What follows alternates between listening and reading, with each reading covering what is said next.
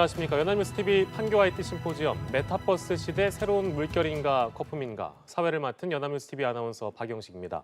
연합뉴스TV는 지난 2019년부터 매년 10월에 판교 IT 심포지엄을 개최해 왔는데요. 작년에 이어서 올해도 코로나19로 인해 부득이 연합뉴스TV 스튜디오로 장소를 옮겨서 비대면 온라인으로 진행을 하게 됐습니다. 이 점 널리 양해 부탁드리겠습니다. 방역당국이 권고하는 방역수칙을 준수하면서 생방송으로 보내드리고 있습니다. 연합뉴스TV 판교 IT 심포지엄은 연합뉴스TV 유튜브를 통해 실시간으로 여러분들께서 함께 하실 수 있습니다.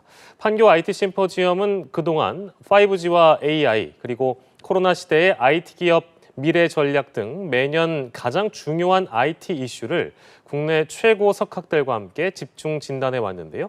세 번째를 맞은 올해는 메타버스 시대 새로운 물결인가 거품인가라는 제목으로 IT 업계 신성장 동력으로 급부상하고 있는 메타버스의 열풍을 진단하고 과제를 살펴보도록 하겠습니다. 미래 혁신 신산업으로 떠오르고 있는 메타버스에 대한 이해를 높여줄 귀중한 시간이 되길 기원하면서 지금부터 연합뉴스TV 판교 IT 심포지엄을 시작하도록 하겠습니다. 첫 번째 순서로 연합뉴스TV 성기홍 대표이사 사장님의 영상 개별사가 있겠습니다.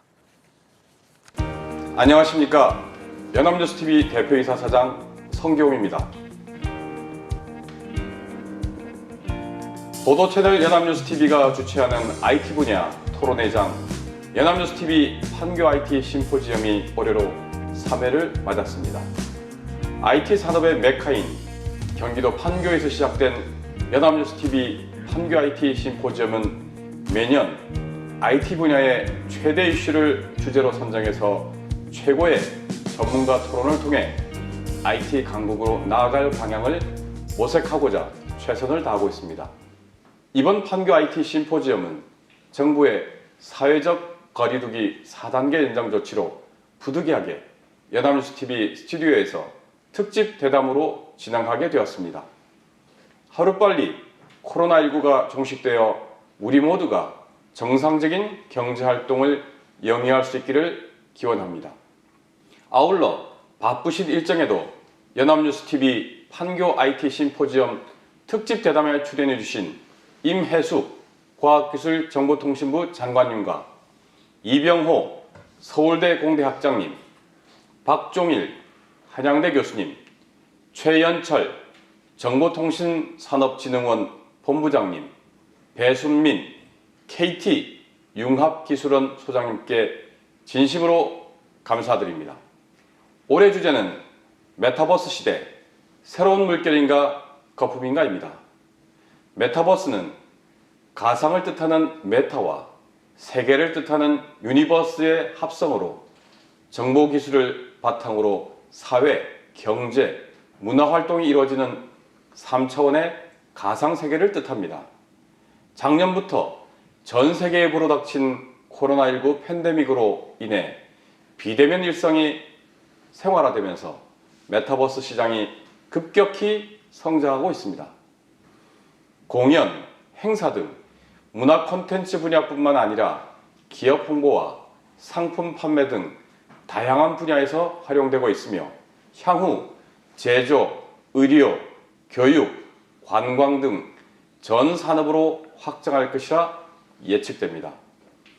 정부도 메타버스 강국을 위해 연구개발, 전문기업 육성, 인력 양성 등에 적극 나서는 한편 안전하고 신뢰받는 메타버스 환경 조성을 위한 정책 대안을 모색하고 있습니다.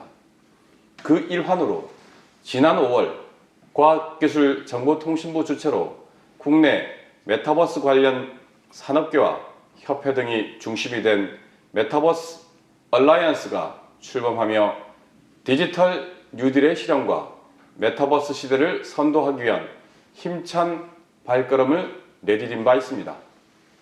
하지만 메타버스 강국이 되기 위해서는 해결해야 할 과제도 적지 않습니다.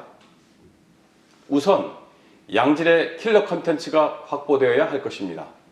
오락, 게임 등 문화 콘텐츠에 국한된 탓에 코로나19 종식 후 오프라인 활동이 늘어나면 메타버스가 반짝 유행으로 끝날 것이라는 우려가 있습니다. 아울러 메타버스 시장을 주도하고 있는 MZ 세대들에게 얼마나 매력적인 컨텐츠를 제공할 수 있는지도 중요한 성공 기준이 될 것입니다. 향후 메타버스로 촉발될 세대 간 격차도 경계해야 할 부분입니다. 첨단 기기 사용이 익숙하지 않은 고령층이 메타버스 플랫폼에서 소외될 가능성이 높기 때문입니다. 이렇듯 메타버스가 새로운 비즈니스 기회를 창출하고 우리 경제 전반에 활력을 불어넣는 혁신적 플랫폼이 되기 위해선 예상되는 사회, 문화, 경제적 부작용에 대해 선제적으로 대응할 필요가 있습니다. 이에 연합뉴스TV는 이번 판교 IT 심포지엄을 통해 새로운 혁명으로 평가받는 메타버스의 현주소와 미래에 대한 전문가의 고견을 듣고자 합니다. 올해로 3회를 맞는 연합뉴스TV 판교 IT 심포지엄 특집 대담이 국내 IT 산업의 지속적인 발전과 성공적인 메타버스 시대를 견인하는 데 도움이 되길 바랍니다. 감사합니다. 네, 바로 이어서 임혜숙 과학기술정보통신부 장관의 기조연설이 있겠습니다. 안녕하십니까. 과학기술정보통신부 장관 임혜숙입니다. 오늘 연합뉴스TV가 개최하는 IT 심포지엄에서 기조연설을 통해 인사드리게 되었습니다. 비대면이라 아쉽긴 하지만 미래 신산업 분야로 주목받고 있는 메타버스 시대의 정책 방향에 대해 말씀드릴 수 있게 된 것을 뜻깊게 생각합니다. 흔히 우리는 4차 산업혁명 시대에 살고 있다는 말을 합니다. 잘 아시는 것처럼 과거 기계화, 산업화, 정보화로 요약된 세 차례의 산업혁명에 이어 인공지능, 데이터를 비롯한 지능정보기술의 발전은 지능화로 대변되는 4차 산업혁명의 변혁을 일으키고 있습니다. 4차 산업혁명은 우리 사회 구조 전반에 근본적인 변화를 가져오고 있으며 그 속도와 변화는 더욱 빠르게, 거대하게 나타날 것으로 전망됩니다. 특히 지난해부터 지속되고 있는 코로나19의 팬데믹은 이 같은 변화를 훨씬 더 가속화하는 동인으로 작용하여 글로벌 사회 전반이 빠르게 비대면화되고 있습니다. 이로 인한 온라인 기반 플랫폼 경제의 성장은 경기 침체를 극복하는 계기가 되고 있습니다만 한편으로는 전통적인 산업 구조가 급격히 침체되고 청년과 자영업자들에게 경제적 어려움을 야기하고 미래의 도약을 위한 기회를 축소하고 있습니다. 이 같은 현재의 상황을 극복하고 새로운 성장의 돌파구를 마련하기 위해서는 국가적 차원의 대응이 꼭 필요합니다. 이에 정부는 2019년 인공지능 국가전략 디지털 뉴딜로 대표되는 한국판 뉴딜 전략, 소프트웨어와 AI 인재 양성 등 디지털 경제로의 전환에 빠르게 대응하고 있습니다. 2020년 7월 한국판 뉴딜의 중심축 중 하나로 마련했던 디지털 뉴딜 1.0은 위기 극복과 디지털 대전환을 위한 국가 혁신 프로젝트입니다. 디지털 뉴딜 1.0을 통해 정부는 2025년까지 90만 개의 일자리 창출, 데이터 댐 구축, 산업의 디지털 기반 강화, AI, 소프트웨어 인재 양성 등을 목표로 하여 디지털 프로젝트를 포괄적으로 추진해 왔습니다. 이어 올해 7월에는 디지털 뉴딜 2.0을 발표하였습니다. 데이터댐, 5G 네트워크 등 그간 구축한 인프라의 활용도를 높이고 클라우드, 블록체인과 함께 메타버스를 신산업으로 적극 육성하는 등 국민들이 일상생활에서 피부로 체감할 수 있는 혁신적인 변화를 만들어 가고자 합니다. 그 중에서도 특히 최근 메타버스가 전 세계적으로 높은 주목을 받고 있습니다. 메타버스는 초월을 의미하는 메타와 그리고 세계를 의미하는 유니버스의 합성어로 가상과 현실이 융합된 디지털 세계를 지칭합니다. 메타버스가 주목받는 이유는 비대면이 일상화된 사회 환경 속에서 디지털 기술에 익숙한 이른바 MZ 세대가 성장하고 있고 최근 VR, AR과 같은 가상 융합 기술과 가상 경제에 대한 관심도가 크게 증가하고 있기 때문입니다. 이 같은 추세에 따라 페이스북, 애플, 삼성 등 글로벌 기업들은 다양한 디바이스와 플랫폼을 선보이며 메타버스 시장 선점 경쟁에 나서고 있고, 국내의 기업과 개발자들도 메타버스 서비스에 본격 참여하고 있습니다. 그렇다면 왜 메타버스를 대표적인 디지털 신산업이라고 할까요? 메타버스는 데이터, 네트워크, 인공지능을 바탕으로 가상융합 기술, 디지털 트윈, 블록체인 등 첨단 ICT 기술이 복합적으로 구현되는 공간입니다. 지금 시점에서 메타버스가 어떻게 진화할지 정확히 예측하기는 어렵습니다만, 분명한 것은 메타버스가 우리의 일하는 방식과 산업의 체질을 혁신하고 이용자가 서비스의 개발과 창작을 주도하는 새로운 디지털 경제 시스템을 창조하는 데 핵심적으로 활용될 수 있다는 점입니다. 그러면 구체적으로 메타버스가 어떻게 활용되고 있는지에 대해 살펴보겠습니다. 올해 3월 순천향대는 점프 VR이라는 메타버스를 활용해 입학식을 개최했고, 국내의 주택중개 플랫폼인 직방은 본사 사무실을 없애고 자사가 개발한 가상공간인 메타폴리스로 이전을 했다고 합니다. 페이스북이 영구 재택근무를 발표한 것도 잘 알려진 케이스입니다. 이처럼 메타버스는 현실과 가상을 넘나들며 경제활동을 가능하게 하는 대안으로 부상하고 있습니다. 또한 메타버스는 XR을 기반으로 산업 전반에 혁신을 불러일으킬 것입니다. 메타버스 공간에서 세계 각지의 전문가들이 디자인 개발에 실시간으로 참여하고 가상의 자율자동차로 시뮬레이션을 하기도 합니다. 국내외 유명 관광지를 디지털 트윈으로 복제하여 관광할 수 있고, 가상 재활치료, 심리치료 등에도 효과적으로 활용될 수 있습니다. 메타버스는 청년들에게 디지털 가치를 만들고 소비할 수 있게 하는 새로운 경제적 기회를 준다는 특징도 가지고 있습니다. 창의력과 디지털 활용 역량이 뛰어난 청년들은 메타버스 플랫폼을 직접 설계, 구축하고 그 안에서 서비스를 만들고 아이템과 상품도 판매하고 있습니다. 대표적인 메타버스 중 하나인 로블록스에서는 창작자 125만 명이 3억 3천만 달러의 수익을 올렸다고 합니다. 디지털 네이티브 세대인 청년들은 메타버스를 기반으로 자아 실현과 경제 활동을 영위하는 동시에 개발자와 창작자 중심의 새로운 문화를 열어갈 것입니다. 이처럼 메타버스는 우리 경제와 사회 전반을 한 단계 레벨업하는 핵심 동력이 될 것입니다.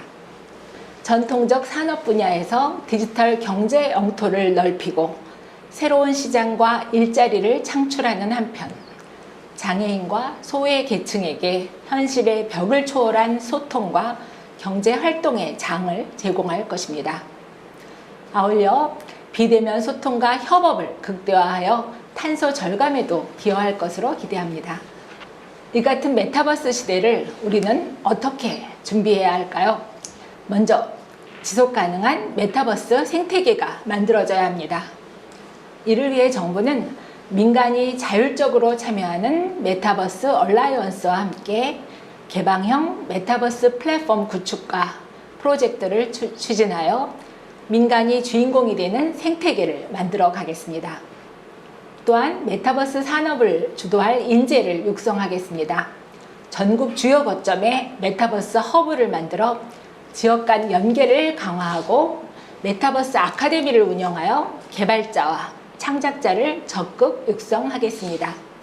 이와 더불어 지적재산권, 디지털 자산의 가치 산정, 사생활 보호 등 부작용과 역기능을 선제적으로 고려하고 대안을 모색하겠습니다. 또한 소외계층이 적극 참여할 수 있는 방안 또한 준비하여 포용적이고 건전한 메타버스 환경을 조성해 나가겠습니다. 참석자 여러분, 디지털 뉴딜의 핵심 동력인 메타버스는 우리 경제와 사회의 변혁을 주도하고 청년들에게 새로운 기회를 제공할 것입니다.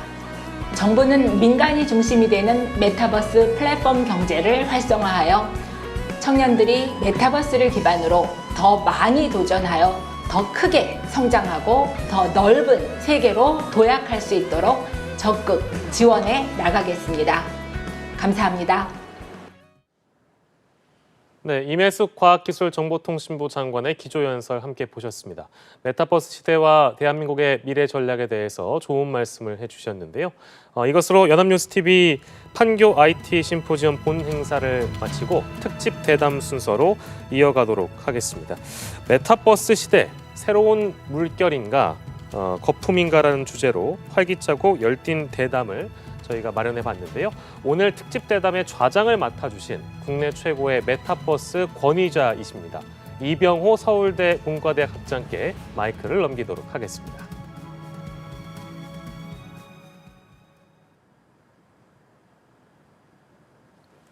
여러분 안녕하십니까? 메타버스가 새로운 핫 이슈로 떠오르고 있습니다. 방금 사장님께서도 또 설명을 하셨고 임혜숙 장관님께서 아주 자세히 설명을 해주신 것처럼 가상과 초월을 뜻하는 메타와 유니버스를 뜻하는 벌스가 합쳐져서 메타버스라는 말이 생겼습니다. 기존에 우리가 알고 있던 가상현실보다 더 확장된 개념인데요. 과거 이제 공상과학 영화에서나 보던 일이 이제 현실로 이루어질 수 있게 될 것입니다. IT 기술의 혁신적 진화와 코로나 팬데믹이라는 시대적 상황이 접목이 돼서 메타버스 시대가 한층 더 가까워지고 있습니다. 지난 20년간 놀라운 일이 벌어졌다면 앞으로 20년은 SF 영화와 같은 일이 벌어질 것이다. 메타버스 시대를 강조하면서 AI 선도 기업인 엔비디아 CEO 젠슨 황이 작년에 했던 말입니다. 페이스북 또한 메타버스로 영역을 넓히는 움직임을 보이고 있습니다. 그래서 이번 연합뉴스TV 판교 IT 심포지엄 특집 대담에서는 메타버스 시대, 새로운 물결인가 거품인가 라는 주제로 메타버스의 현황과 과제를 살펴보고자 합니다. 저는 이번 특집 대담의 좌장을 맡은 이병호입니다. 메타버스에 대해 함께 살펴볼 이 전문가 패널들을 소개해 드리겠습니다. 먼저 한양대 공과대학 박종일 교수 나오셨습니다. 네, 안녕하십니까. 한양대 박종일입니다. 다음은 정보통신산업진흥원 디지털 콘텐츠 사업본부 최연철 본부장 나오셨습니다. 안녕하십니까. 정보통신산업진흥원에서 디지털 콘텐츠 산업 육성을 맡고 있는 최연철입니다. 예, 그리고 KT융합기술원 AI2XL 연구소 배순민 소장님 나오셨습니다. 네, 안녕하세요. KT AI2XL 연구소장 배순빈입니다. 네, 오늘 세 분 전문가 모시고 연합뉴스TV 판교 IT 심포지엄 특집 대담 메타버스 시대 새로운 물결인가 거품인가 본격적으로 시작해 보겠습니다. 서두에 메타버스의 시대라고 했지만 메타버스라는 용어가 아직 생소한 시청자분들도 많이 계실 것입니다. 먼저 메타버스의 개념부터 짚고 넘어가면 좋을 것 같습니다. 박종일 교수님, 메타버스가 뭔지 좀 쉽고 간단하게 설명을 해주실 수 있으신지요? 예. 메타버스라는 것은 이런저런 수많은 우주를 뜻합니다. 우리가 사는 우주, 즉 유니버스가 있고 컴퓨터가 만들어낸 또 다양한 우주, 즉 우리가 생각이나 상상을 컴퓨터로 현실화한 가상세계가 공존하는 그런 세상을 의미하는 것입니다. 가상현실, VR이라는 말은 많이 들어보셨을 텐데요. 이건 실제로 존재하지는 않지만 존재하는 것과 마찬가지인 것을 뜻합니다. 컴퓨터의 발달로 우리가 생각하고 상상할 수 있는 모든 걸 영상으로 또 소리로 이렇게 만들어낼 수 있게 되었고요. 그래서 사람이 오감으로 느끼기에는 마치 그게 진짜로 존재하는 것처럼 이렇게 실감나게 실시간에 이렇게 제시할 수 있게 이제 가능하게 되었습니다. 근데 가상 세계가 현실 세계에 그럴듯하게 녹아들어서 이 구분이 안 될 정도로 잘 융합이 된다면 어떨까요? 그것이 바로 증강현실, 즉 AR입니다. 이 모든 걸 합해서 또 뭐 우리가 ER이라는 표현, MR이라는 표현 여러 가지를 쓰고 있는데 우리가 수학에서 마치 그 X를 그 뭐 미지수로 표시하듯이 표현한 것이 이제 XR이라는 용어가 되겠습니다. 그래서 메타버스는 이런 모든 그 현실 세계와 다양한 가상 세계가 연결되고 소통하는 그런 포괄적인 개념이라고 생각하시면 되겠습니다. 예. 그런데 그 메타버스가 사실 지금 뜨거운 이슈지만 예전에도 메타버스라는 말들이 나오지 않았습니까? 어떻게 보십니까? 최현철 본부장님. 네, 많은 분들이 아시겠지만 메타버스가 처음 나온 생소한 용어는 아닙니다. 제일 처음에 나온 거는 1992년이고요. 닐 스티븐슨의 소설 스노우 크래쉬에서 메타버스라는 용어는 처음 등장합니다. 거기에는 가상 세계가 있고 아바타가 있고 인공지능과 같은 단어들이 존재합니다. 두 번째로 메타버스가 이제 화두가 된 것은 그 세컨 라이프라는 플랫폼이 만들어지고 서비스가 활성화되면서부터인데요. 이 세컨 라이프는 3년도에 만들어졌고 전 세계적으로 2006년, 7년도에 곽광을 받았습니다. 그래서 당시에 정보통신부하고 문화체육관광부 등이 가상현실 콘텐츠와 가상세계 콘텐츠 육성 산업을 만들기도 했고요. 최근에는 2020년도 엔비디아의 사장인 젠슨 황이 차세대 플랫폼으로 메타버스를 언급하면서 화두가 되었고요. 그 말을 에픽게임즈, 페이스북 등이 동조하면서 지금은 메타버스라는 용어가 가상융합세계를 대체하는 용어로 자리 잡고 있다고 봅니다. 그 게임이나 플랫폼으로 메타버스가 아주 유명하죠. 뭐 로블록스, 제페토 등등이 있습니다. 그런데 최근에 그 메타버스 신드롬에는 어떤 이유들이 있을까요? 네, 제가 말씀드리도록 하겠습니다. 네. 지금 메타버스 신드롬이 일어나고 있는 이유는 세 가지로 말씀드릴 수 있는데요. 첫 번째는 코로나이고 두 번째는 MZ세대 그리고 세 번째는 XR 기술입니다. 첫 번째, 가상과 현실의 연결은 예전에도 계속 진행이 되고 있었는데요. 코로나로 인해서 대면 활동이 제한을 받으면서 비대면 활동은 필수가 되었습니다. 그래서 소통을 위한 요구도 있고 이벤트를 하고 싶은 필요도 있는데요. 이런 것들을 안전하게 가능하게 하는 것이 바로 메타버스입니다. 그래서 지금 메타버스가 대세가 되고 있는데요. 두 번째로 이런 메타버스를 주도하고 있는 것은 MZ세대입니다. MZ세대는 어렸을 때부터 스마트폰과 인터넷을 자연스럽게 사용하면서 자라온 지금의 20대 초반부터 30대 후반의 디지털 네이티브입니다. 그래서 이들은 더욱더 적극적으로 이런 새로운 인터페이스나 새로운 소프트웨어들을 사용하고 있어요. 그래서 이런 MZ세대의 활동들을 기업들은 기회로 보고 있습니다. 마지막으로 5G 통신 기술이 상용화가 되고 AI 기술은 지금 성숙하고 있습니다. 그와 더불어 XR 기술은 보편화의 단계에 이르게 됐는데요. 이런 기술의 발전도 메타버스의 활성화를 가속시키고 있습니다. 예, 그 메타버스 신드롬에도 정말 다양한 그런 이유가 있네요. 지금 코로나로 인한 사회적 변화, 또 MZ세대의 그 고객 변화, 그리고 뭐 5G, AI, XR 같은 이제 기술적 변화를 말씀을 해주셨는데요. 그 박종일 교수님, 사실 그 메타버스가 과학 기술입니다만 그 인간의 아주 기본적인 욕구를 충족시키는 그런 정밀한 기술이기도 하지 않겠습니까? 네. 그런 차원에서 메타버스 신드롬에 대해서 좀 말씀을 해주실 수 있으실죠? 예, 그 옛말에 그 백문이 불여일견이라는 표현이 있는데요. 그 100번 듣는 것보다 한 번 보는 게 더 훨씬 확실하다 이런 뜻인데 이제는 이제 백견이 불여일행이라는 말이 이제 성립될 시기가 된 것 같습니다. 100번 보는 것보다 한 번 실제로 체험해 보면 그게 훨씬 더 기억에 남고 또 의미 있게 느껴지는 것이거든요. 그래서 이제는 뭐 단순히 듣고 보는 걸 넘어서 뭐든지 진짜로 해보고 싶으면 기술적으로 그걸 실현하는 게 이제 가능해졌기 때문에 이렇게 인간의 욕구를 잘 충족시킬 수 있는 것이 메타버스이기 때문에 지금 현재 신드롬으로 나타나고 있다고 생각합니다. 그렇군요. 네. 그 메타버스 신드롬을 일으킨 그러한 제페토라든가 로블록스 경우를 보면 사실 엔터테인먼트에 가깝지 않습니까? 그래서 이제 많은 분들께서는 메타버스는 이제 온라인 게임이 아니냐라고 생각하시는 것 같습니다. 여기에 대해서 어떻게 생각하시나요? 네, 최현철 본부장님. 명확하게 메타버스와 온라인 게임은 다르다라고 말씀드릴 수 있습니다.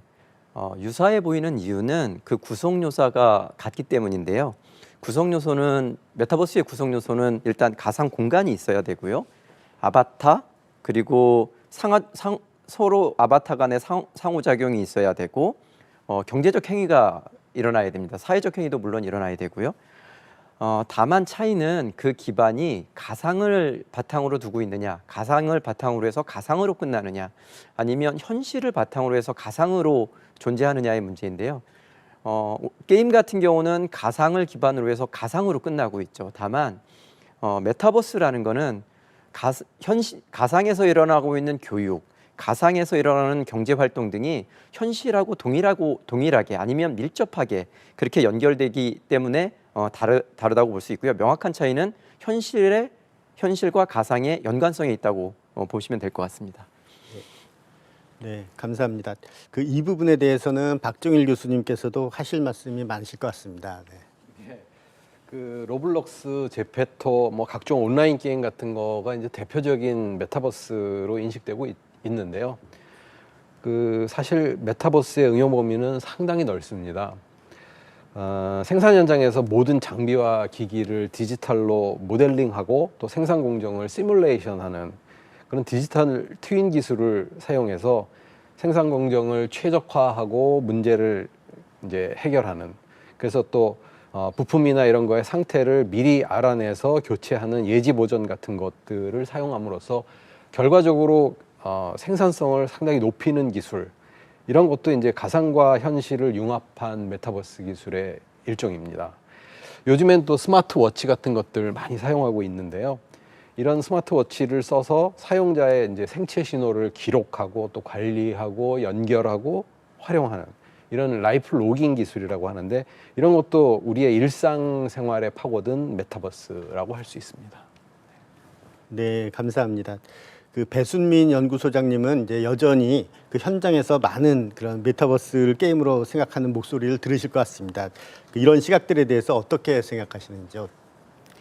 네, 메타버스는 이런 게임이냐 디지털 트윈이나 이렇게 하나를 선택하는 개념보다는 이것을 다 아우를 수 있는 되게 넓은 스펙트럼을 말을 하고 있습니다. 다만 지금 그 AR이나 VR 기술들은 게임 위주로 지금 사용이 되고 있는 것은 사실입니다. 또한 그 3D 게임 그리고 컨텐츠의 그 창작이 쉬워짐으로 해서 많은 기업들, 앱들은 사용자들을 지금 창작자로 끌어들이고 있어요. 그래서 3D 컨텐츠, 게임을 유통하는 플랫폼들이 지금 많이 나오고 있습니다. 또한 이런 게임이나 SNS에서 공연을 하거나 팬 사인회를 하거나 뭐 이벤트를 한다는 것은 지금 뭐 보편적으로 많이들 기대하고 있는 기능들인데요. 하지만 산업체에서는 이런 게임이나 SNS 외에도 아까 말씀하신 것처럼 디지털 트윈 기술이 아주 중요합니다. 아무래도 제조업 같은 경우에는 공장 라인을 설계하거나 지을 때 많은 비용과 인력과 시간이 듭니다. 근데 이런 것들을 디지털 트윈화했을 때는 생산성과 효율성과 경제성을 다 향상시킬 수 있습니다. 그래서 이런 산업에서 쓰이는 디지털 기술들은 뭐 아까 말씀하신 것처럼 공장에서의 그 산업을 개선할 수 있고 또 커머스에서도 개선할 수 있고요. 또 금융에서도 지금 사용자들의 데이터를 기반으로 메타버스를 활용하고 있습니다. 그래서 앞으로는 더욱더 실감형 그리고 실시간 그리고 실세계를 트윈하는 것들은 활성화될 것으로 보입니다. 예. 그 사실 그 메타버스는 단순히 게임을 넘어서 상당히 그 광범위한 분야에서 펼쳐지고 있습니다. 그래서 이번에는 그 메타버스가 어디에 활용되고 있는지 사례와 유형을 이제 살펴보며 좀 더 이야기를 나누어 보겠습니다. 그 세계적 그룹 BTS도 신곡 발표할 때 메타버스가 배경이 되기도 했었죠. 특히 엔터테인먼트나 방송 콘텐츠 쪽에는 현재 아주 메타버스가 강세를 보이고 있는데요.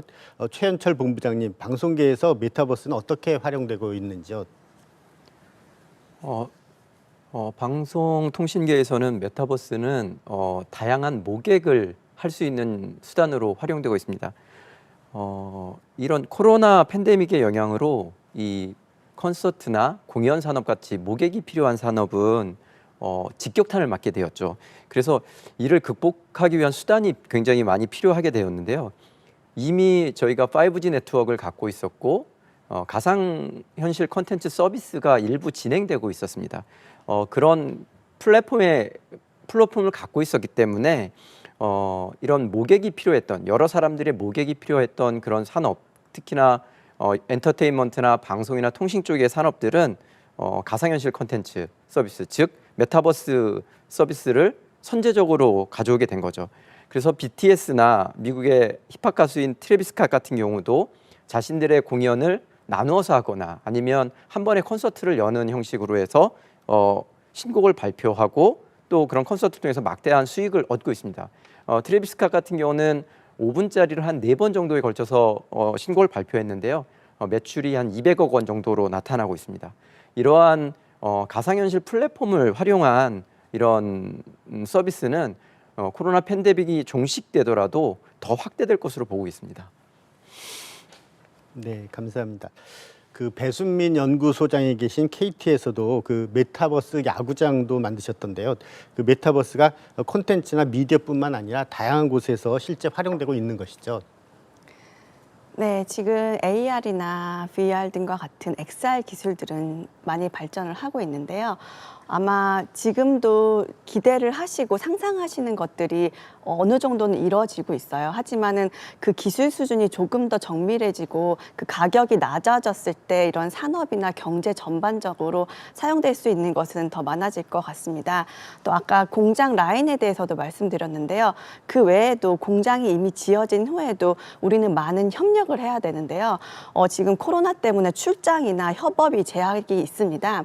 그랬을 때 AR이나 그 VR 같은 기술을 사용해서 멀리 있는 협업자와 산업 현장에서 협업을 하거나 아니면은 그 저희가 신입사원 교육을 할 때 트레이닝을 해야 되는데 그 교육의 수단에서도 이런 메타버스가 활용될 수가 있습니다. 그리고 지금 경제 활동들이 디지털화 될수록 더욱더 개인화된 서비스를 할 수가 있는데요. 이런 경제 주체들에서도 어떻게 하면 사용자들의 활동들을 디지털화해서 조금 더 맞춤형 서비스와 상품을 개발할 수 있을까가 고민이거든요. 그래서 제조, 건설, 부동산, 금융, 커머스 정말 다양한 지금 산업 곳곳에서 고객을 대면하거나 아니면 직원끼리 만나거나 아니면 현장에 가야 되거나 이런 모든 활동들에서 다양하게 쓰이고 있습니다. 네. 정말 뭐 말씀처럼 이제 기술이 정밀해지고 가격이 낮춰지는 것이 참 중요하겠네요. 네. 그 앞서 두 분께서 다양한 그 분야의 메타버스 활용에 대해서 잘 정리를 해주셨는데요. 그 박종일 교수님. 이렇게 다양한 그 메타버스에는 이런 걸 어떻게 뭐 유형화할 수가 있을까요? 네, 그 메타버스를 분류하는 방법이 여러 가지가 있지만 요즘에 많이 사용하고 있는 거는 2006년에 이제 ASF에서 4가지 유형으로 분류한 것을 많이 사용하고 있습니다. 그 사용자의 어떤 내적인 측면이냐 아니면 외적인 측면이냐 또 현실을 증강하는 것 중심이냐 아니면 가상화가 중심이냐에 따라서 라이프 로깅, 그다음에 가상세계, 증강현실, 거울세계 이렇게 4가지로 많이들 구분합니다. 그래서 라이프 로깅 같은 경우는 방금 말씀드렸었지만 어떤 삶의 흔적을 디지털로 남기는 그렇게 해서 연결하고 활용하는 그런 기술입니다. 그리고 이제 가상세계나 증강현실에 대해서는 뭐 앞서 자세히 설명드렸고요. 이 거울 세계라고 하는 건 이제 미러월드라고 하는데 현실을 그대로 디지털로 복제해서 이제 활용하는 기술입니다. 이렇게 보통 4가지로 분류합니다. 네, 그렇군요. 네. 그러면 이제 다른 두 분 패널께서는 이 4가지 유형에 대해서 그 어떻게 생각하시는지, 뭘 주목하시는지 좀 말씀해 주시면 좋을 것 같습니다. 먼저 그 배순민 연구소장님 말씀해 주시고 그 이어서 이제 또 그 최현철 본부장님께서 말씀해 주시면 좋을 것 같습니다. 네, KT 같은 경우에는 미러월드나 라이프 로깅이 산업 전반에 영향을 많이 끼칠 것으로 보고 있습니다. 당연히 여기에 AR이나 VR적인 측면이 더해졌을 때 MZ세대에게 더욱더 매력적이고 재미있는 서비스를 제공할 수 있을 것 같은데요. 네, B2B 쪽에서는 디지털 트윈, 제조업은 좀 디지털 트윈이 강화돼야 될 것 같고요. 커머스나 금융 쪽에서는 라이프 로깅이 아주 중요합니다. 그래서 이런 그 KT는 B2C 매출도 높고 B2B 매출도 높기 때문에 어떻게 하면 그 지금까지 쌓아온 XR 기술을 기반으로 가정에 또 홈에 특화된 메타버스 서비스를 할 수 있을까? 또 지금 B2B 현장에서 필요한 메타버스를 제공할 수 있을까? 이렇게 다각적으로 고민을 하고 있습니다. 예, 정책 사업을 추진하고 있는 정보통신산업진흥원의 입장에서는 어떤 분야를 특히 주목하고 있다고 말씀드리기는 좀 어렵고요. 4개의 영역을 다 중요하게 보고 있습니다. 그래서 4개의 영역 중 4개의 영역은 각각 서로 다른 서비스로 진화할 것으로 보고 있기 때문에 특히나 라이프 로깅 같은 경우는 이제 디지털 자아라는 것이 굉장히 중요하고요.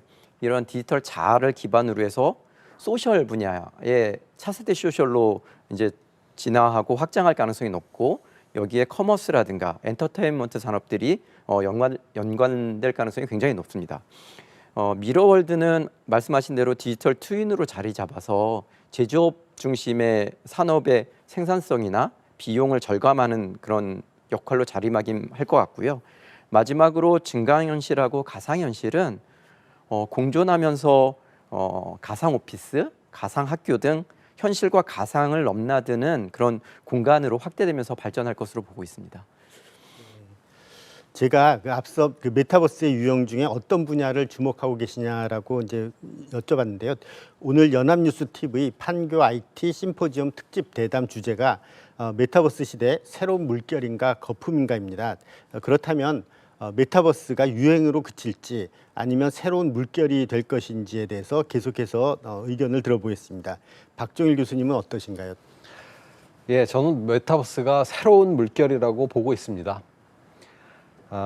작년에 이제 실리콘밸리의 그 스타트업 회사들의 그 소개 문구를 보면 AR, 클라우드, 5G 연결, 블록체인, 소셜 미디어 이렇게 다양한 그 표현을 사용했었는데 올해는 모두 메타버스로 통일됐다고 합니다.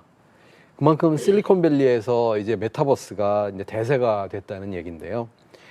우리나라에서도 메타버스에 정말 큰 관심이 쏠리고 있습니다. 그래서 아마 저희가 이런 자리에 있는 것 같고요. 제가 회장을 맡고 있는 그 한국방송미디어공학회에서 올해 학술 행사를 여러 차례 개최를 했는데요.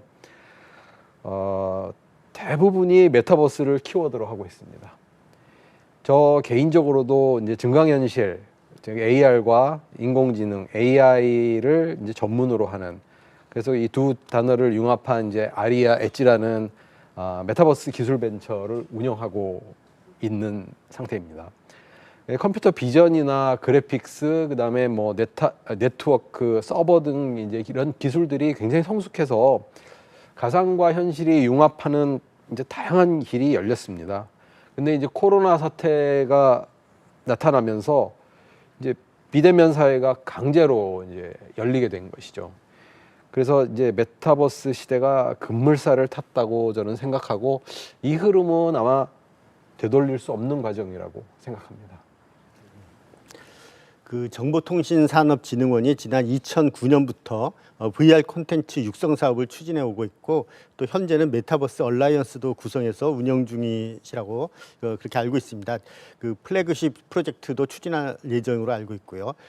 최현철 본부장님, 메타버스는 시대적 물결이라고 보시나요? 네, 현 시점에서 한정해서 본다면 메타버스 서비스는 다소 거품일 수도 있고요. 조금 이른 감도 있습니다. 그러나 현재 진행형 또는 미래지향적 입장에서 본다면 메타버스는 새로운 물결이라는 것이 확실시 되고 있다고 봅니다. 현재 2D 인터넷 환경이 향후에 3D 가상공간 환경으로 바뀔 것이라는 것은 전문가 모두의 소견이기도 하고요. 메타버스 서비스가 우리가 자는 시간 또 자는 시간만을 제외하면 생활 환경, 교육 환경, 근로 환경, 휴식하는 환경 그리고 산업의 전체 산업 분야 등에 거의 대부분에 다 미칠 것으로 보고 있습니다. 영향을. 그렇기 때문에 우리는 메타버스에 주목해야 되고 우리나라의 성장 동력으로 새로운 분야의 성장 동력으로 키워야 한다는 미션을 가지게 될 것으로 보고 있습니다. 네, 그렇군요. 네, 그 메타버스가 이제 디지털 전환의 결정체라고 하셨던데 그 배순민 연구소장님, 메타버스는 새로운 물결로 보시는 거죠? 예, 그 이유가 좀 궁금합니다. 네. 네, 제가 메타버스는 디지털 전환의 결정체라고 발표한 적이 있었는데요.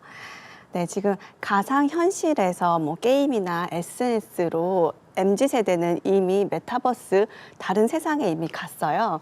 그리고 저희도 코로나로 인해서 지난 2년간 사회적, 경제적, 일상의 변화를 통해서 홈런, 홈트, 그다음에 홈콘, 그리고 재택근무가 이미 보편화됐습니다.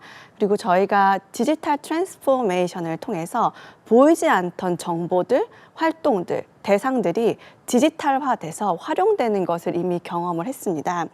따라서 이런 현실이 아닌 가상 속에서 물리적이지 않은 그 디지털 정보를 다루는 것들이 더욱더 활성화가 될 것이고요.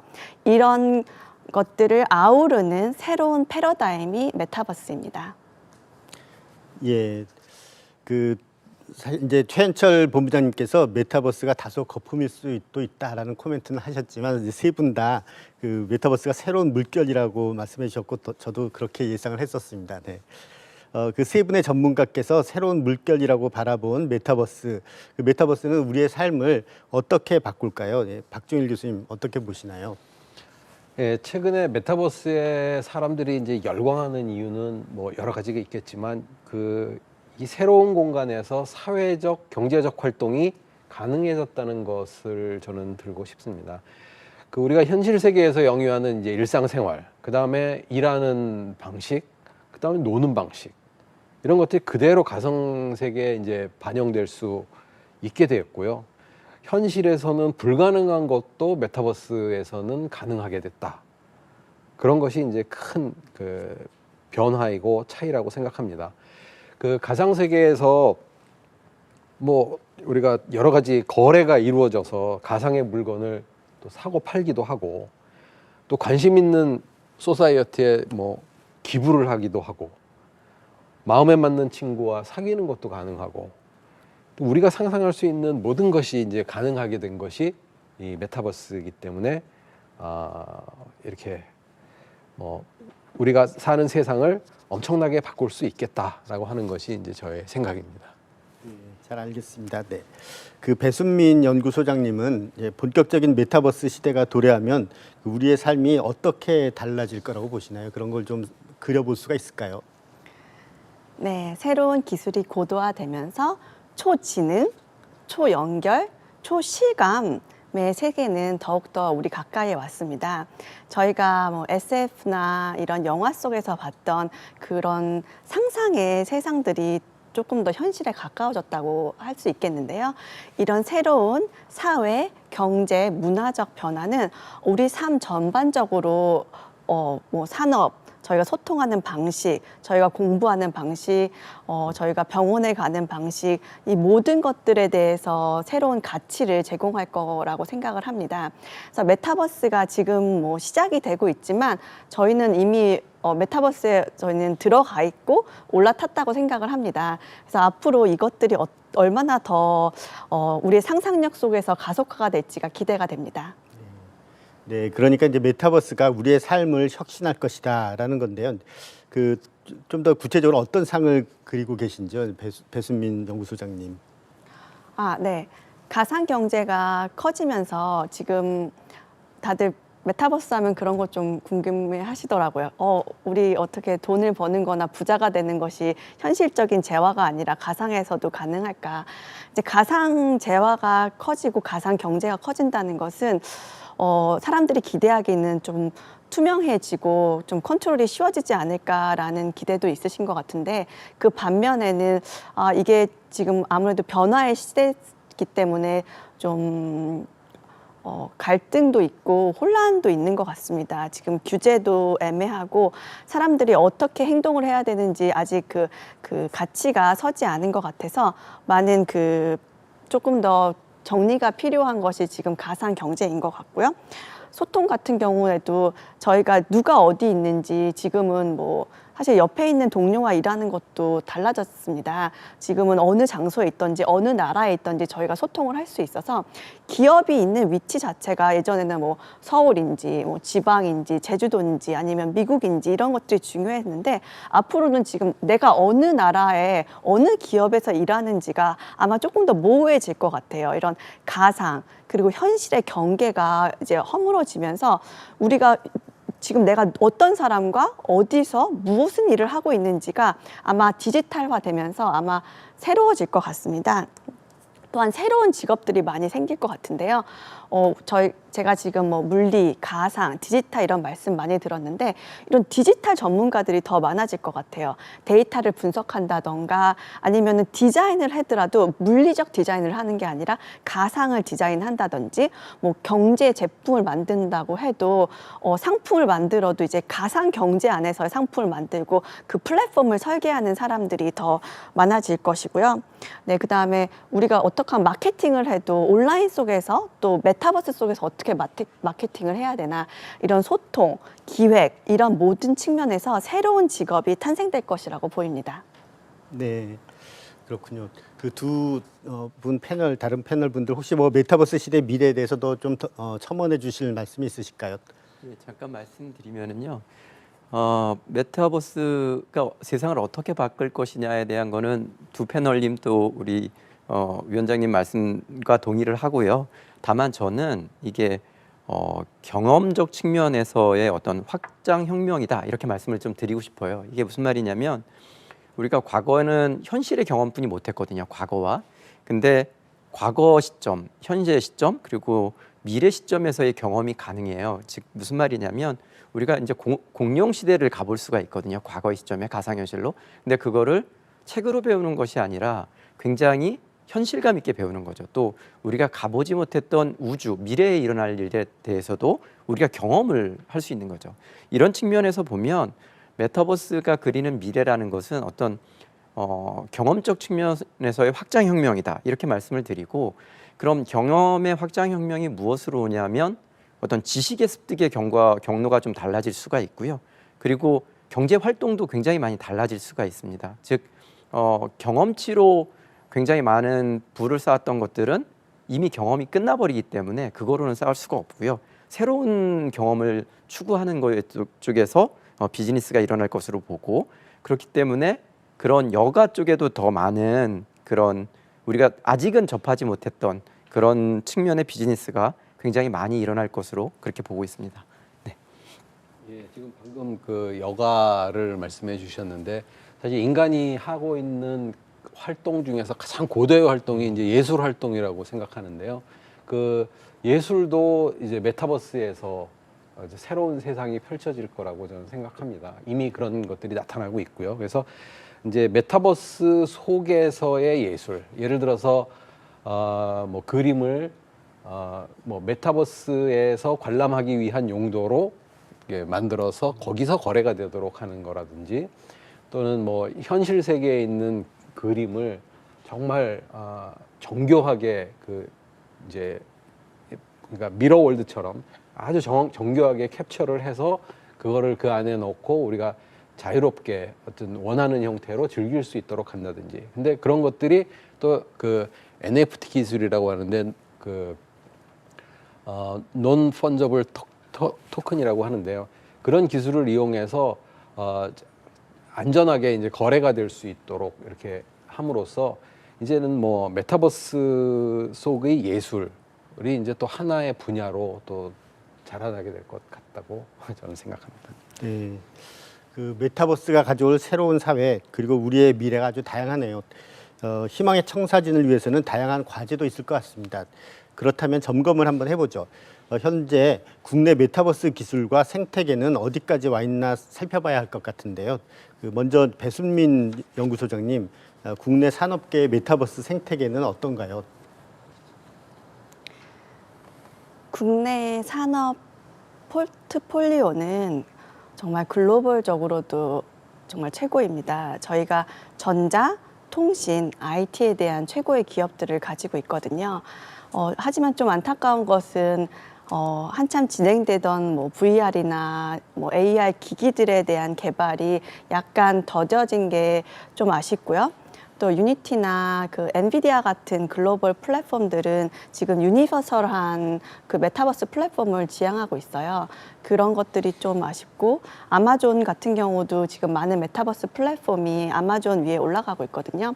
그래서 저희 나라의 전자, 통신, IT는 정말 최고의 기술력과 인재를 가지고 있다고 생각이 들어서 아무래도 이런 기업들이 더욱더 또 아마 지금 힘을 내고 계실 것 같아요. 그래서 뭐 디바이스가 됐던 이런 플랫폼이 됐던 세계적인 주도권을 잡아가는데 아마 더욱더 노력을 해야 될 것 같고요. 또 이에 반면에서 저희가 문화예술 컨텐츠적으로는 지금 뭐 이것도 세계 1위라고 제가 또 자신 있게 말씀드릴 수 있습니다. 로블록스 같은 경우에는 지금 오징어 게임이 몇십 개가 등장해 있어요. 그리고 아까 말씀하신 포트나이트에서도 다이너마이트의 카운트다운이 거기서 이루어지고 있고, 그 BTS의 춤을 살 수 있을 정도로 지금 K 컬처, K 한류는 지금 모든 메타버스 플랫폼 중에서는 다들 러브콜을 보내고 있어요. 그래서 저희가 이런 IP를 가지고 있기 때문에 저희가 메타버스를 추진했을 때 더욱더 강한 영향력을 미칠 수 있을 것 같고요. 아까도 말씀드렸듯이 금융과 커머스 같은 경우는 특히 메타버스를 엄청 주목하고 있습니다. 지금 오프라인에서 온라인의 전환이 이루어졌을 때 어떤 기업들은 지금 온라인 쪽에서 또 다른 또 도약을 이뤘지만, 어떤 기업들은 온라인 전환에 약간 뒤처진 기업들이 있어요. 그런 기업들 같은 경우는 이 메타버스의 전환 속에서 또 새로운 전환점, 새로운 기회를 엿보고 있어서 특히 금융과 커머스 쪽에서는 이 메타버스가 아주 핫합니다. 또 제가 알기로 학계는 지금 AR 기술을 지속적으로 꾸준히 집중하고 계시고 기술적인 차별화를 이끌고 계신 것 같습니다. 위와 같이 다양한 시도들이 있어요. 전자, 통신, IT, 컨텐츠, 학계, 금융, 커머스, 이렇게 단편적으로 추진되는 메타버스가 지금 정부 주도로 하고 있는 메타버스 얼라이언스나 KT가 만든 메타버스 원팀과 같은 여러 가지 협업 체계로서 저희가 함께 협력했을 때 조금 더 지속적으로 성장 가능한 선순환을 만들어낼 수 있을 것으로 보입니다. 네, 그렇군요. 좀 말씀하신 걸 들어보니까 정말 우리나라가 이제 세계 최고의 IT 기술을 갖고 있고 또 문화예술 기술을 갖고 있는데, 이제 금융 커머스까지 합쳐서 이런 좋은 생태계를 구축하면 좋을 것 같습니다. 그 박종일 교수님, 네, 그 학계에서도 관련 연구가 활발하죠. 네, 교수님께서도 제가 알기로 메타버스 플랫폼을 운영하고 계신데요.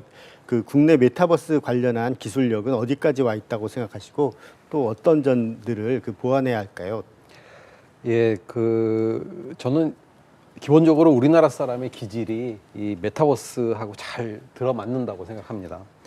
그러니까 우리나라 사람은 틀에 박힌 거를 거부하는 특성이 좀 있습니다. 그 메타버스에서 가장 중요한 거는 상상력을 발휘하는 것인데, 그런 기본이 돼 있는 거죠. 거기다가 또 뭐든지 빨리빨리 하는 빨리빨리 정신이 있습니다. 그래서 빠르게 변화하는 디지털 시대에 쉽게 적응하고 주도할 수 있는 그런 특성이라고 하겠습니다. 그래서 메타버스 기술은 이제 뭐 흔히들 컨텐츠, 플랫폼, 네트워크, 디바이스 요 네 가지로 이제 나눠서 살펴볼 수 있는데, 그 컨텐츠 기술 같은 경우는 이제 상호작용 기술을 바탕으로 해서 상상력과 그 문화적 알맹이를 잘 결합하는 종합적인 것입니다. 근데 요즘 한국적인 것이 전 세계에서 굉장히 각광을 받고 있어서 그 경쟁력이 굉장히 있어 보이고요. 그다음에 플랫폼 기술은 이제 컴퓨터 그래픽이나 컴퓨터 비전, 여러 가지 인프라 기술이 이제 결합한 건데, 우리 학계에서 이제 세계적 수준의 연구 그룹이 여럿 있고요. 산업계에서도 강소기업들이 제법 있습니다.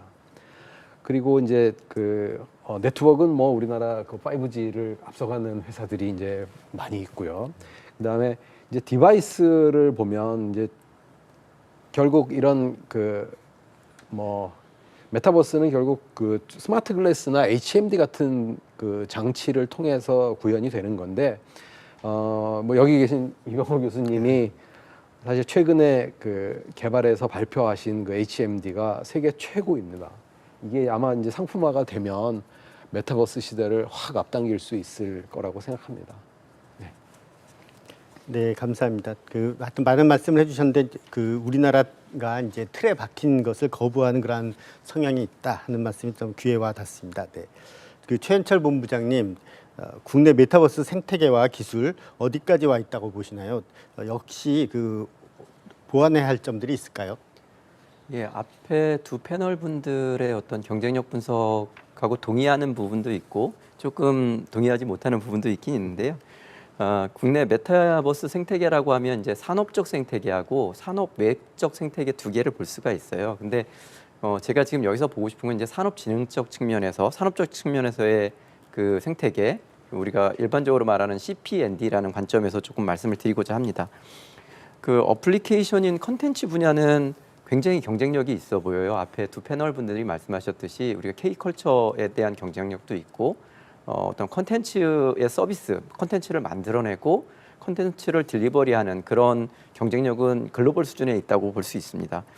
다만 그 플랫폼 쪽에서는 그 저작 도구나 아니면 글로벌 서비스가 가능한 플랫폼이냐 이런 것으로 봤을 때는 해외에 있는 우리가 알고 있는 소셜 플랫폼이라든가 페이스북이라든가 아니면 그 오큘러스 스토어라든가 이런 쪽으로 봤을 때 저희가 경쟁력이 있다고 보기엔 조금 어렵고요.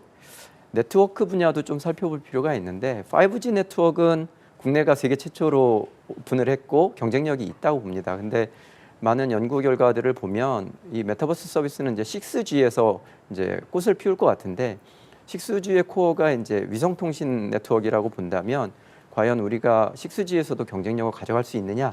이건 우리의 숙제인 것 같습니다. 그리고 디바이스 부분도 조금 말씀드리고 싶은데요. 국내 그 AR 디바이스 같은 경우는 산업용으로는 일부 만들어지고 있고 지금 서비스가 되고 산업계에서 활용되고 있는 것들이 일부 있는 거로 알고 있습니다. 그러나 글로벌 수준의 HMD라든가 또 개인에게 보편 가능한 AR 글라스 같은 경우의 경쟁력은 아직 가시화되고 있는 부분이 있지 않아서 이쪽 부분에 대해서는 우리가 비교 우위에 있다 이렇게 말씀드리기 좀 어렵고 우리가 정책적으로 또 산업계나 연구계, 학계 다 합쳐서 이쪽에 대해서 열심히 하고 빠르게 대응해서 그런 코어 경쟁력을 가져가야 되지 않을까 그렇게 생각하고 있습니다. 네, 감사합니다. CP&D라는 말씀을 해주셨는데 이제 풀어서 다 설명을 해주셨습니다만 이제 또 혹시 또 잘 익숙하지 않으신 시청자들도 많이 계실 것 같은데요. CP&D라는 것은 컨텐츠, 플랫폼, 네트워크, 디바이스를 뜻하시는 거죠. 네, 잘 알겠습니다. 네, 이렇게 국내 메타버스 생태계와 기술력에 대해서 세 분의 의견을 들어봤는데요. 그 메타버스를 대비하는 기업들이 성공적으로 안착하기 위해 필요한 것들이 뭐가 있을까요? 최현철 본부장님, 박종일 교수님, 이어서 배순민 연구소장님 순으로 좀 말씀해 주시면 좋을 것 같습니다.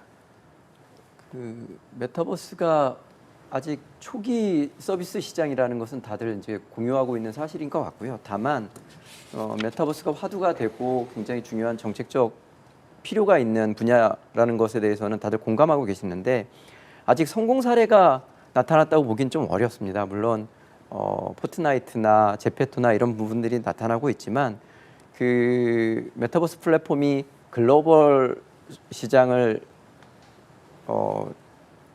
글로벌 시장에서 경쟁 우위가 있다 아니면 이것이 디팍토다 이렇게 말을 할 수 있는 플랫폼은 아직 있는 것 같지는 않고요.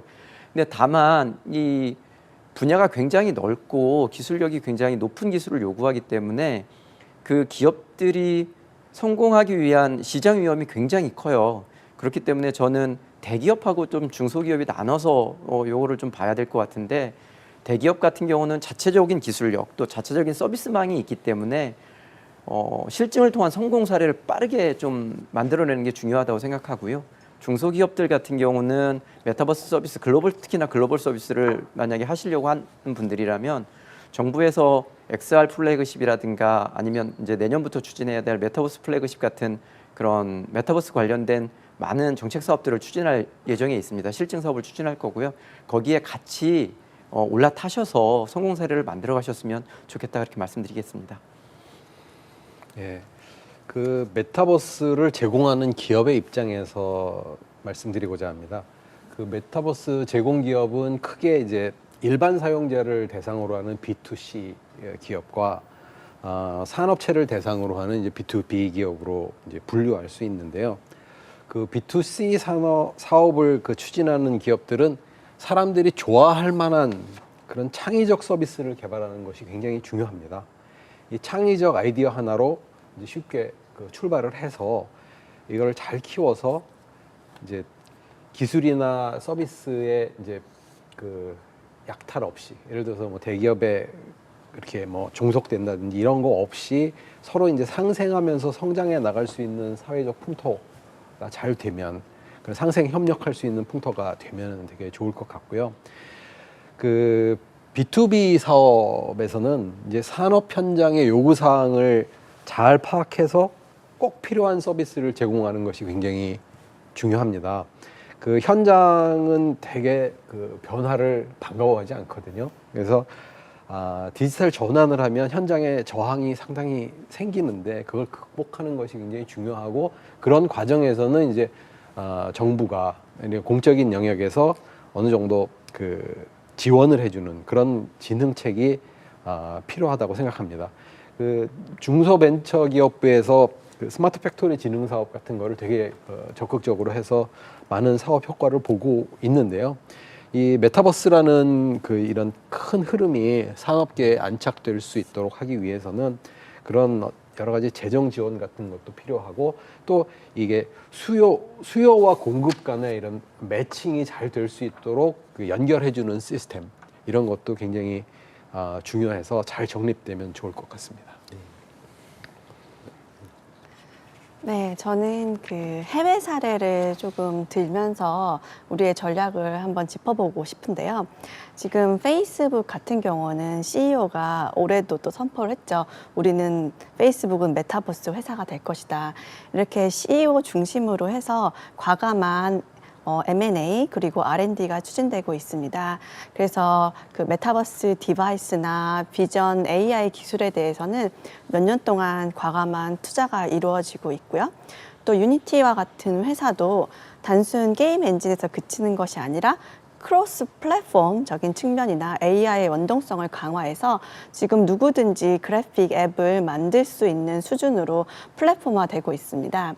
또한 엔비디아 같은 경우도 게임을 위한 그래픽 카드 제작으로 시작했지만 뭐 AI 시대, 클라우드 시대, 가상화폐 채굴 등으로 해서 세계적인 기업으로 도약한 후에는 지금은 옴니버스라는 플랫폼을 통해서 많은 메타버스 요구들을 산업계 특별히 산업적인 메타버스를 옴니버스 안에 위에 올리려고 하고 있습니다.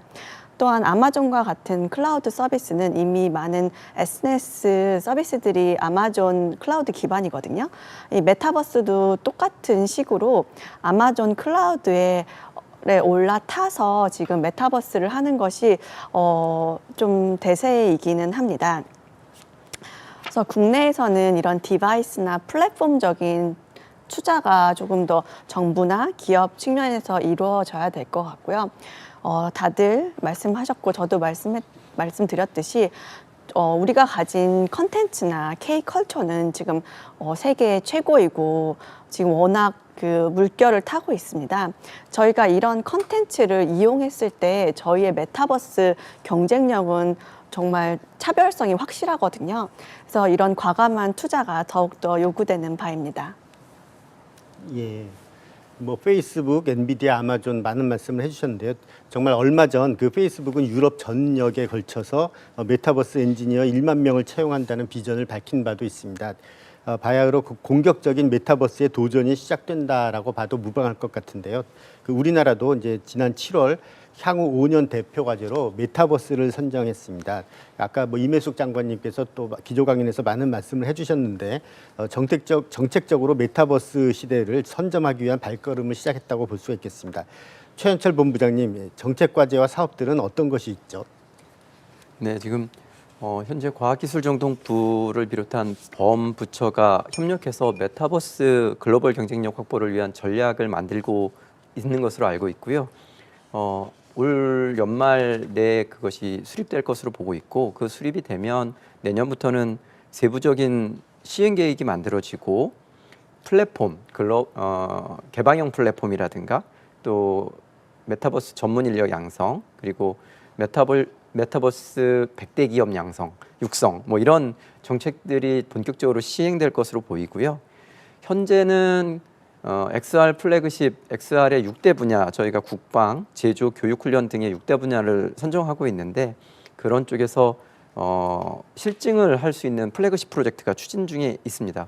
또 지금 앞에서 많이들 말씀해 주셨지만 메타버스 얼라이언스를 저희 정보통신산업진흥원이 구성해서 운영하고 있는데요. 현재 한 530여 개 업체가 참여를 하고 있어요. 협단체 포함해서. 거기서 이제 내년도에 그 메타버스 서비스를 실증할 수요들이 발굴이 되면 거기서 굉장히 시장성이 크거나 또 어떤 확장 가능성이 큰 부분들을 선정을 해서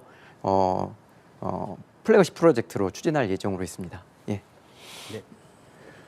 그 정부와 학계, 산업계가 머리를 맞대자는 의견도 이제 상당히 있는 걸로 아는데요.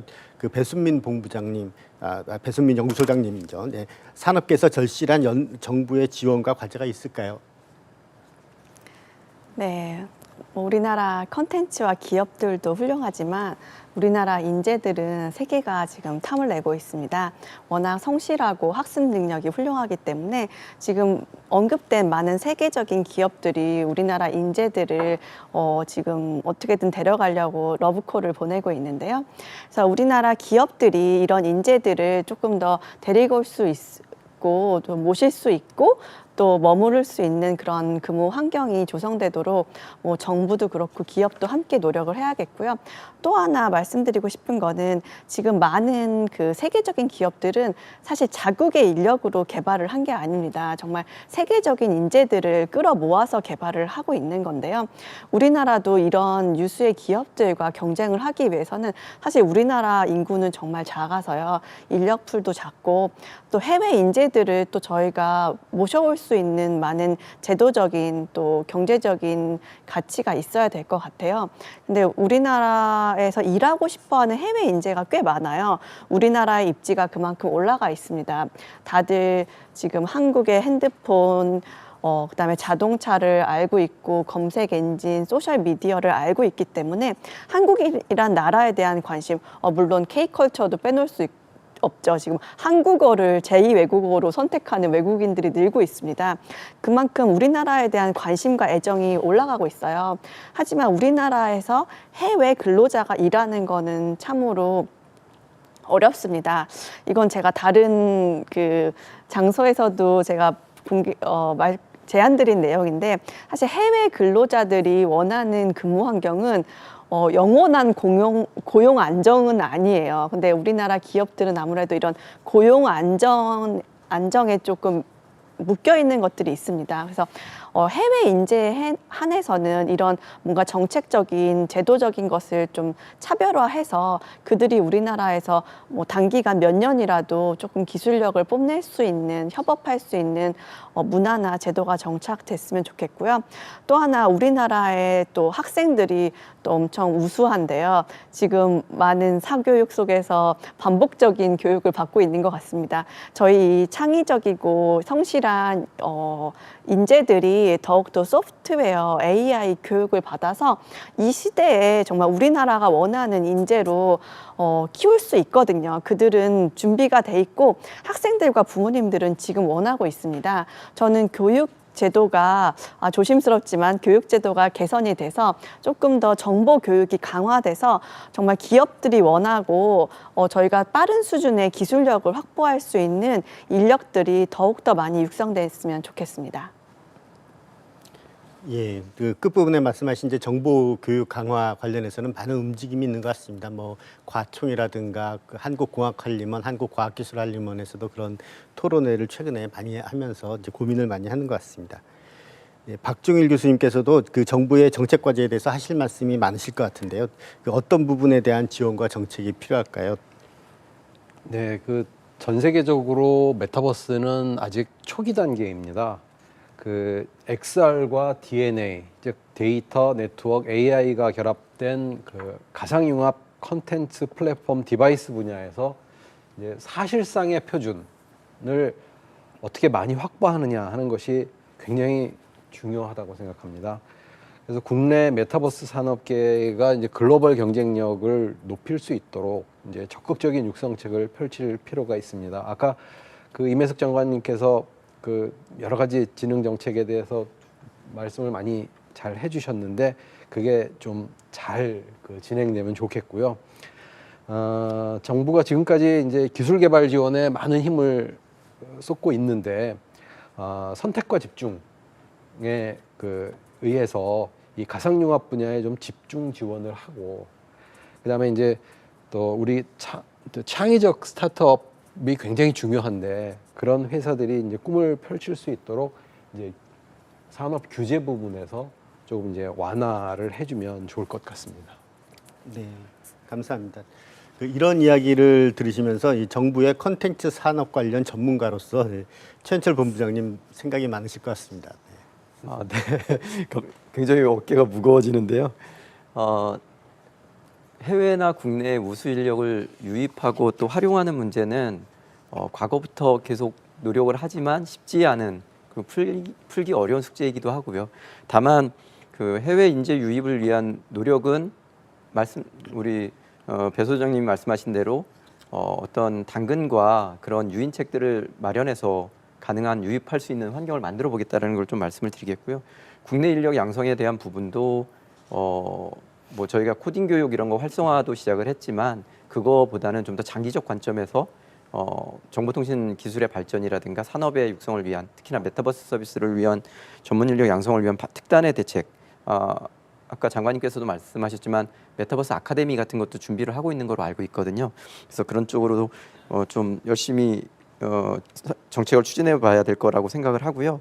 또 이제 스타트업 관련해서는 저희가 창의적인 생각을 가지고 메타버스 서비스를 위한 컨텐츠 개발하는 업체들을 육성하기 위한 룸도 좀 굉장히 넓게 잡으려고 하고 있습니다. 그러니까 내년부터 또 많은 분들이 이쪽에 참여를 해주셨으면 좋겠고 규제적인 측면도 말씀해 주셨는데 지금 국회에서 유관 법이 만들어지고 있는 걸로 알고 있습니다. 그래서 저희도 그 부분에 일정 부분 참여해서 좋은 법안이 나올 수 있도록 그렇게 노력하도록 하겠습니다. 네, 그 현장의 이야기와 학계는 물론이고 다양한 전문가들의 의견을 수렴해서 메타버스 시대를 선점하는 좋은 방안이 나오기를 기대합니다. 사실 모든 기술이 그 이면이 있듯이 메타버스에 대한 그런 기대와 함께 또 우려도 공존하는데요. 대표적으로 메타버스의 우려점으로 나오는 것들이 어떤 것들이 있을까요? 박종일 교수님. 예, 아마 그 영화 레디 플레이어 원이라는 거를 이제 많은 분들이 보셨을 텐데 거기 보면 이제 많은 사람들이 척박한 환경에서 굉장히 어렵게 이제 살아가면서 그 가상 세계로 좀 현실 도피하는 그런 모습이 보여집니다. 이런 거가 극심해지면 그거는 정말 디스토피아가 될 것 같은데요. 그 현실 세계가 살만한 세상이 되어야 된다는 게 가장 중요할 것 같습니다. 근데 이제 또 한편 생각해 보면 이 가상 세계가 다양하게 이제 발전을 해서 이제 그렇게 갈수록 이제 또 현실 세계의 중요성은 더 이제 중요해지는 측면이 또 있는 거죠. 그 유일성 때문에. 그런 가운데서 이제 적절한 메타버스가 이제 건전하게 이제 그 공존하는 것이 중요하는데 그렇게만 된다면 우리가 이제 디스토피아가 아니라 유토피아로 다가갈 수 있는 거 아닌가 이렇게 생각을 합니다. 네. 또 한편으로는 그 메타버스 플랫폼이 범죄에 취약하다는 점, 그리고 메타버스를 이용할 수 있는 세대와 그렇지 않은 세대 간의 이제 격차 문제, 이런 부작용도 이제 이야기가 좀 되는 것 같습니다. 배순민 연구소장님은 이런 메타버스의 우려점에 대해서 어떻게 생각하시는지요?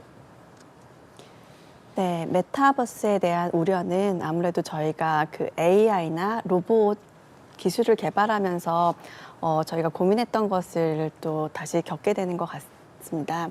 그 아바타에 대한 뭐 프라이버시나 범죄들도 있을 것이고요. 디지털 컨텐츠나 활동에 대한 법이나 규제, 무엇은 옳은 것인가, 어디까지를 허용해야 되는 것인가, 이런 것들에 대한 고민은 계속 더욱더 강화돼야 될 것 같습니다. 또한 그 디지털 격차를 아무래도 빼놓을 수가 없겠는데요. 저희가 이렇게 기기가 발전하고 정보가 더욱더 많아질수록 사회적, 경제적, 신체적으로 이것에 대해서 소외가 될 수밖에 없는 계층이 있습니다. 그런 분들이 과연 이 메타버스 시대에 오히려 그분들에게 날개를 달아줬으면 좋겠거든요. 만약에 이 메타버스가 조금 소외된 분들한테는 현실에서의 누리지 못한 것 가치를 누리게 해드릴 수 있다면 저는 그것이 아마 아까 말씀하신 유토피아로 나아가는 것 같습니다. 그래서 사회적 약자에 대한 지원과 보호가 필요하고요. 또한 지금 정보화 시대가 되면서 양극화가 심화되고 있습니다.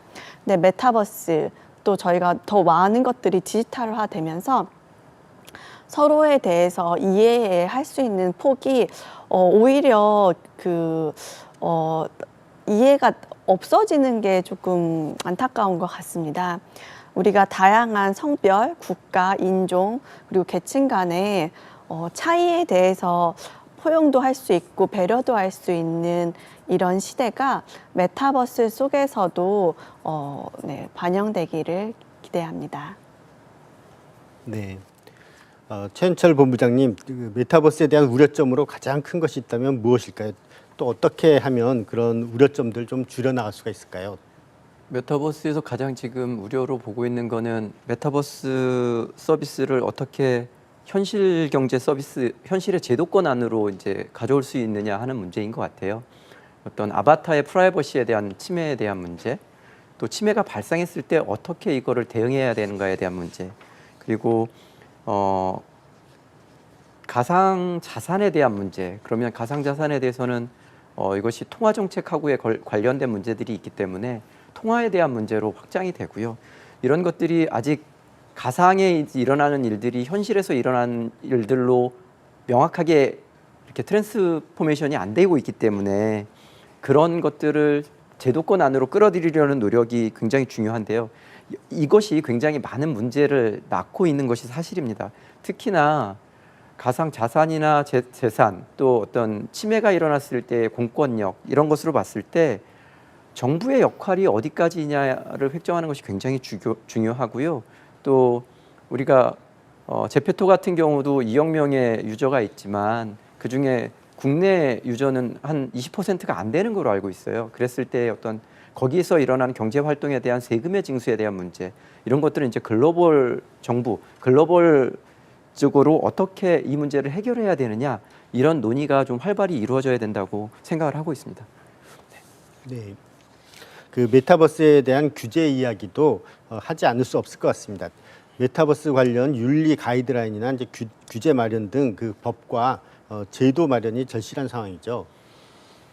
예, 그 메타버스는 발전된 디지털 기술이 만들어낸 그 아날로그 같은 세상입니다. 근데 그 핵심은 상상력이죠. 상상력의 발현을 방해하지 않는 것이 굉장히 중요한데, 따라서 이게 하지 말라고 규정된 것 이외에는 모두 할 수 있도록 하는 그런 어떤 네거티브 규제의 도입이 필요하다고 생각합니다.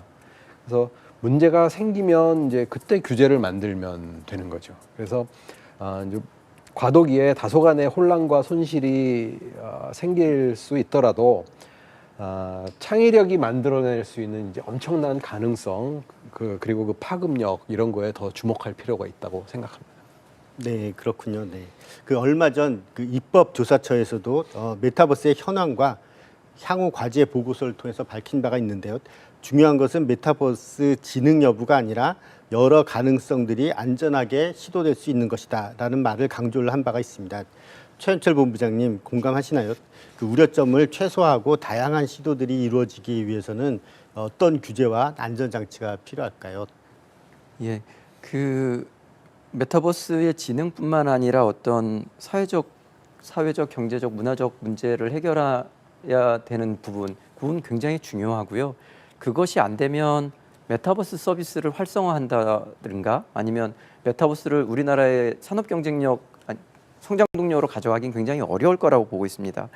우리 박종일 교수님께서 말씀하신 대로 그 우리나라의 법 체계가 이제 포지티브 규제 체계이기 때문에 이 메타버스에서 나오는 네거티브 규제로 전환하는 게 쉽지만은 않은데 어쨌든 간에 새로운 서비스에 대해서 일단 규제를 일일이 하는 것보다는 먼저 서비스를 좀 할 수 있게 하도록, 물론 지금 샌드박스라든가 이런 거를 통해서 규제를 완화하고 실증을 할 수 있는 방법도 있는데요. 조금 더 포괄적으로 적용하고 선험적으로 그런 어떤 실증 사업들을 추진할 수 있도록 하는 것이 중요할 거라고 생각합니다. 결론적으로 말씀드리면 일정 부분의 이런 어떤 신규 서비스에 대해서는 네거티브 규제로의 전환이 좀 필요하지 않은가 그런 생각을 좀 갖고 있습니다. 네. 어느덧 논의를 마무리해야 할 시점이 온 것 같습니다. 메타버스와 관련해서 이것만은 꼭 하자 하는 당부 말씀이 있으실까요? 정부에도 좋고 산업계에도 좋고 뭐 이용자들에게도 좋습니다. 예, 저는 뭐 우리 모두에게 이제 하고 싶은 말인데요. 그 메타버스라는 게 이제 그 상상력과 빨리빨리 하는 그 정신, 그런 거가 경쟁력에 굉장히 중요한 요소이기 때문에 우리나라 사람들한테 잘 맞는 분야라고 생각합니다. 그 흔히들 뭐 물 들어올 때 노 저어라 이렇게 얘기를 하는데요. 전 세계적으로 지금 메타버스가 폭발적으로 성장하고 있는 그 초기 단계에 있습니다. 우리 학계, 뭐 산업계, 정부, 사용자 모두가 각자의 영역에서 최선을 다하면 얼마 전에 제가 이제 그 국토 포럼이라고 이제 그 공학한림원에서 하는 데 가가지고 이제 강연을 하는데, 자, 우리가 이제 국토는 좁지만 메타버스에서는 우리가 가상세계를 많이 만들면 세계에서 가장 넓고 큰 나라가 될 수 있는 거거든요. 이제 그런 의미에서 좀 열심히 했으면 좋겠습니다. 메타버스 서비스가 아직 초기 시장이고 그 성장 가능성이 굉장히 큰 분야이기 때문에 기업과 정부가 조금 다른 스탠스를 가지고 가야 될 거라고 생각을 하고요. 기업은 좀 빠르게 실증하고 빠르게 산업이 폭발할 수 있는 그런 분야로 뛰어드는 게 좀 필요하고요. 정부는 장기적 관점에서 이 메타버스 서비스가 제도권 안으로 들어오게 하는 그런 노력들이 필요하다고 봅니다. 그래서 우리가 메타버스에서 굉장히 메타버스에 대한 분야에 대해서 용도를 굉장히 획정하고 시장의 규모가 큰 분야, 또 우리가 경쟁력이 있는 분야, 여기가 어디 있는지를 좀 면밀히 살펴본 다음에 거기에 우리가 가용한 리소스를 집중하는 것이 메타버스 시대에 우리가 성공할 수 있는 전략이 아닌가 그렇게 생각합니다. 네, 메타버스가 정말 중요한 가치들을 제공하기 위해서는 공공과 민간의 협업이 필요할 것 같은데요. 저희 오늘 K컬처에 대한 말씀도 잠깐 나눴지만 저희가 이렇게 글로벌한 컨텐츠를 가지게 된 것이 그 제도가 좀 약화됐을 때 생기기 시작했다고 하더라고요. 저희 지금 기업들이 하고 있는 메타버스는 글로벌 시장을 타겟해야 되는 기술들이고 어플리케이션들입니다. 그래서 저희의 그 제도를 만들 때 그 기준들이 글로벌 기준이 되어야지만 역차별이 없을 수 있을 것 같고요. 또한 시민의식을 강조드리고 싶은데요. 저희가 정부도 그렇고 기업들도 노력을 하겠지만 이렇게 디지털 세상 속에서 어떻게 살고 어떤 행동을 해야 될지는 뭐 가정에서도 그렇고 학교에서도 그렇고 많은 시민의식이 필요합니다. 그래서 이런 이해도가 높아져야 되겠고요. 뭐 디지털 문해력이라고도 하는데요. 이렇게 어떻게 행동해야 되는 것들 스스로 좀 돌아보는 것들이 더욱더 강화됐으면 좋겠습니다. 감사드립니다. 네, 감사합니다. 디지털 문해력이라는 또 단어가 와닿습니다. 네, 오늘 그 바쁘신 중에도 이렇게 참여하셔서 이 특집 대담에서 이제 좋은 말씀 장시간 동안 해주신 세 분께 감사드립니다. 메타버스는 단순한 가상세계가 아니라 디테일한 가상의 현실 세계며 온라인 게임에 국한된 것이 아니라 교육, 산업, 경제, 문화 활동을 영위하는 또 다른 세상이기도 합니다. 메타버스는 막연한 미래가 아니라 우리가 곧 맞이해야 하는 그러한 새로운 미래입니다. 아무쪼록 정부, 학계, 산업계가 머리를 맞대고 메타버스 시대를 향한 좋은 방안들을 내놓길 바라면서 국민들 또한 관심 있게 지켜봐 주시기를 바라겠습니다. 연합뉴스 TV 판교 IT 심포지엄 특별 대담 메타버스 시대 새로운 물결인가 거품인가 오늘 준비한 순서는 여기까지입니다. 이 시간이 메타버스에 대한 이해를 높이고 건전한 사회적 여론을 조성하는 시간이 되었기를 기대합니다. 시청해 주신 여러분 감사합니다.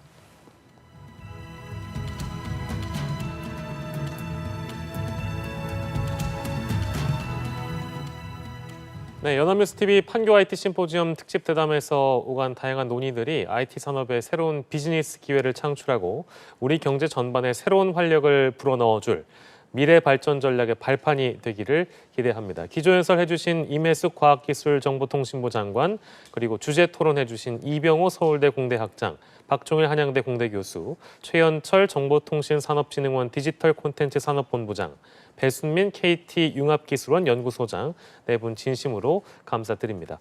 끝까지 함께 해주신 시청자 여러분께도 다시 한번 감사의 말씀을 드리도록 하겠습니다. 이것으로 2021 연합뉴스TV 판교 IT 심포지엄 메타버스 시대 새로운 물결인가 거품인가 모두 마치도록 하겠습니다. 연합뉴스TV 판교 IT 심포지엄 내년에 더 알찬 내용으로 다시 찾아오도록 하겠습니다. 여러분 안녕히 계십시오.